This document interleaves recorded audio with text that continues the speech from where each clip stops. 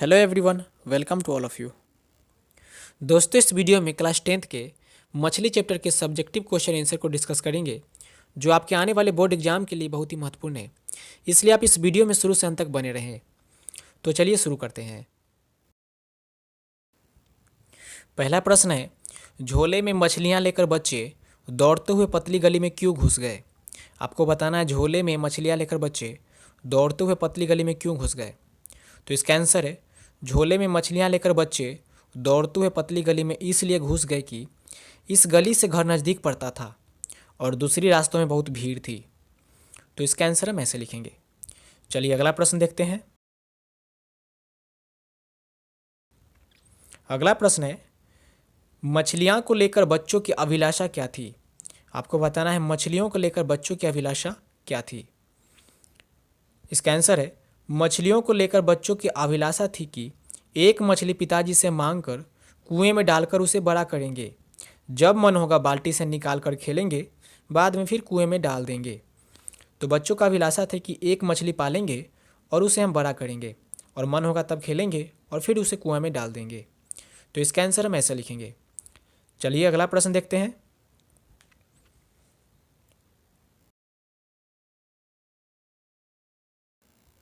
अगला प्रश्न है, मछलियाँ लिए घर आने के बाद बच्चों ने क्या किया? आपको बताना है मछलियाँ लिए घर आने के बाद बच्चों ने क्या किया। इसका आंसर है, मछलियाँ लिए घर आने के बाद बच्चों ने नहान घर में प्रवेश किया। भरी हुई बाल्टी को आधा खाली करके झोले की तीनों मछलियाँ उसमें रख दिया। तो इसका आंसर हम ऐसे लिखेंगे। चलिए अगला प्रश्न देखते हैं। अगला प्रश्न है, मछली को छूते हुए संतु क्यों हिचक रहा था? आपको बताना है मछली को छूते हुए संतु क्यों हिचक रहा था। इसका आंसर है, संतु को मछली छूते हुए डर लग रहा था, कहीं मछली छूने से कहीं काट न ले। यानी जो छोटा बच्चा था संतु, उसे मछली को छूते हुए डर लग रहा था। उसे डर था कि मछली छूने से कहीं काट लेगी। चलिए अगला प्रश्न देखते हैं। अगला प्रश्न है, मछली के बारे में दीदी ने क्या जानकारी दी थी और बच्चों ने इसकी परख कैसे की? यानी आपको बताना है मछली के बारे में दीदी ने क्या जानकारी दी थी और बच्चों ने इसकी परख कैसे की। तो इसका आंसर है, मछली के बारे में दीदी ने जानकारी दी थी कि मरी हुई मछली की आँखों में अपनी परछाई नहीं दिखती है, और बच्चों ने इसकी परख एक मरी हुई मछली की आँखों में देख कर की। चलिए अगला प्रश्न देखते हैं। संतु क्यों उदास हो गया? आपको बताना है संतु क्यों उदास हो गया। इसका आंसर है, संतु यह जानकर उदास हो गया था कि मछली कुछ देर बाद कट जाएगी। वह मछली को जीवित पालना चाहता था। मछली को बिछड़ते हुए जानकर वह दुखी हो गया। संतु मछली को पालना चाहता था और मछली कुछ देर बाद कटने वाली थी, और यह जानकर संतु उदास हो गया था। चलिए अगला प्रश्न देखते हैं। दीदी कहाँ थी और क्या कर रही थी? आपको बताना है दीदी कहाँ थी और क्या कर रही थी। यानी संतु की दीदी कहाँ थी और क्या कर रही थी। इसका आंसर है, दीदी घर के एक कमरे में थी। वह लेटी हुई थी और सिसक सिसक कर रो रही थी। वह बार बार हिचकी ले रही थी, जिससे उसका पूरा शरीर सिहर उठता था। तो इसका आंसर हम ऐसे लिखेंगे। चलिए अगला प्रश्न देखते हैं। अगला प्रश्न है, घर में मछलियाँ कौन खाता था और वह कैसे बनाई जाती थी? इसका आंसर है, घर में मछलियाँ केवल पिताजी खाते थे। मछली उस घर का नौकर काटता था।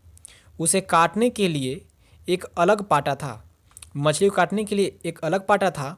पहले मछली को पटक कर मार दिया जाता था, फिर राख से मलने के बाद पाटा पर रखकर चाकू से काटा जाता था।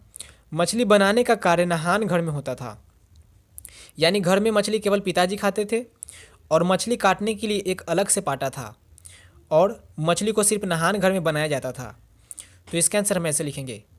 चलिए अगला प्रश्न देखते हैं।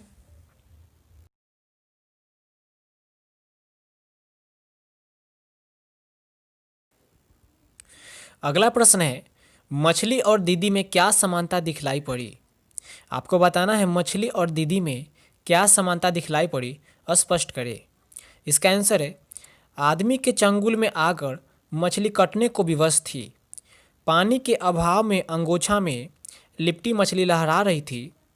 दीदी कमरा में करवट लिए पहनी हुई साड़ी को सर तक ओढ़े सिसक सिसक कर रो रही थी।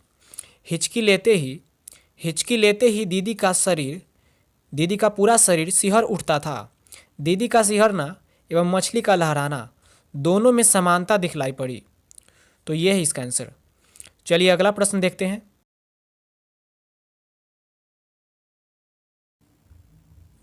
अगला प्रश्न है अरे अरे कहतवा भग्गू किसके पीछे भागा और क्यों।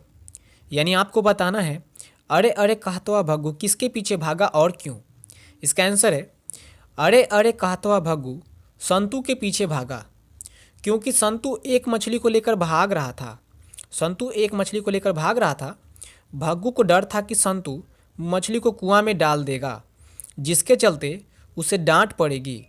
संतू से मछली छीनने के लिए यानी संतू से मछली लेने के लिए वह उसके पीछे भागा। तो इसका आंसर हम ऐसे लिखेंगे।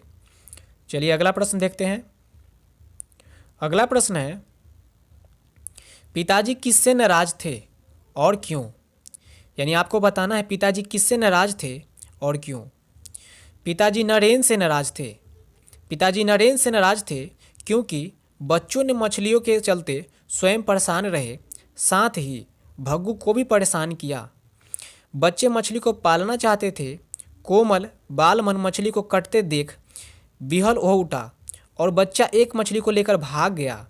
यानी संतू एक मछली को लेकर भाग गया, पीछे पीछे भग्गू को भी भागना पड़ा। छीना झपटी की स्थिति आई। पिताजी इन हरकतों के कारण नाराज हुए। संतू एक मछली को लेकर भाग जाता है और छीना झपटी का स्थिति आ जाता है और पिताजी यही सब कारण से नाराज थे। तो इसका आंसर हम ऐसे लिखेंगे।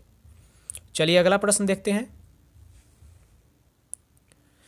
अगला प्रश्न है कहानी के शीर्षक की सार्थकता स्पष्ट करें। आपको बताना है कहानी के शीर्षक की सार्थकता स्पष्ट करें। इस कहानी का शीर्षक है मछली। यानी मछली शीर्षक कहानी में एक किशोर की स्मृतियाँ दृष्टिकोण समस्याएं हैं। मछलियों के माध्यम से मूक रहकर प्राणांत को स्वीकार लेना ही लाचार शोषित पीड़ित जनों की नियति है। बताया गया है कि जीवन क्षणभंगुर है, कल्पनाएं क्षणिक है एवं स्वप्न कभी भी बिखर सकते हैं। बाल सुलभ मनोभाव मछलियों के इर्द गिर्द घूमते हैं।